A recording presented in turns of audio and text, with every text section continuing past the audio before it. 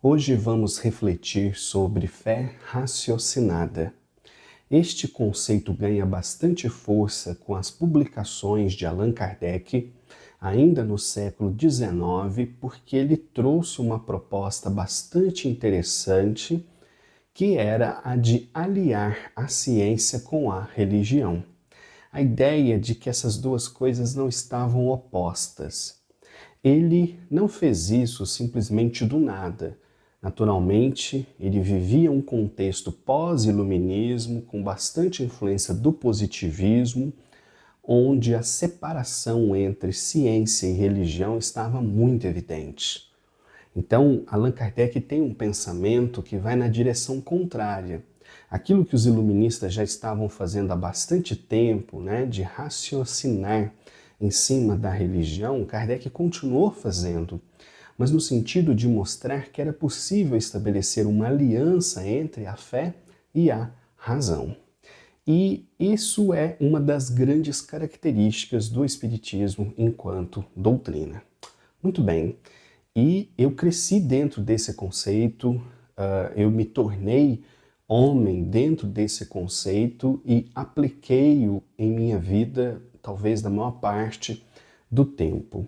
No entanto, se a gente pensar de uma forma mais profunda, creio que vamos todos concordar que a fé raciocinada, ela é uma espécie de subterfúgio que nós podemos utilizar ante posturas dogmáticas.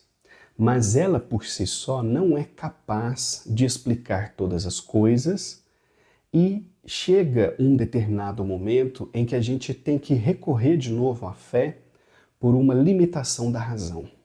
Eu vou trazer alguns exemplos para ficar mais claro o que eu estou falando.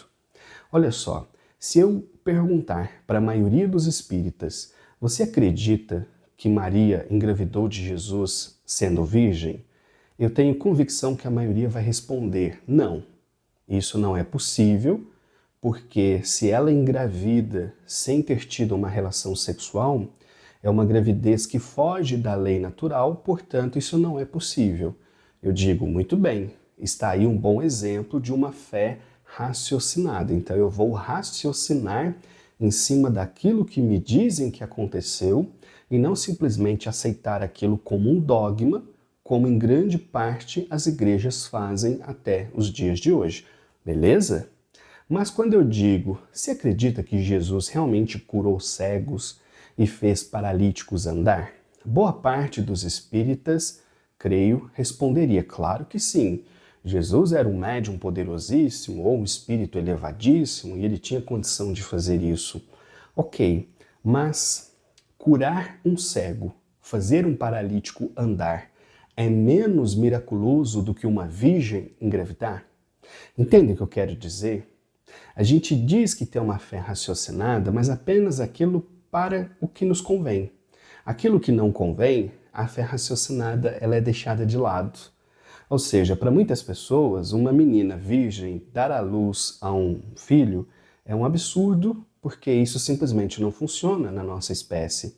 Mas a gente também não vê pessoas sendo curadas da sua cegueira nem paralíticos andando. Então o que eu quero dizer é que a fé raciocinada, no fundo, ela serve em grande parte para justificar os meus próprios entendimentos. Aquilo que eu acho que é aceitável, então eu digo que é racional. O que eu acho que não é aceitável, eu digo que não é racional. Quer um outro exemplo? Pode perguntar para qualquer estudioso em matéria de espiritualidade a respeito de Deus. Frequentemente, ele vai responder com uma fala de Chico Xavier, bastante conhecida, que diz: não vamos até Deus, vamos até Jesus, que já é muito para a nossa cabeça. E eu concordo com ele, já é muito para a nossa cabeça. Mas por que a gente não pode ir até Deus? Porque simplesmente a nossa razão não chega a tanto. Então, para a gente chegar a Deus, a gente precisa retornar à fé.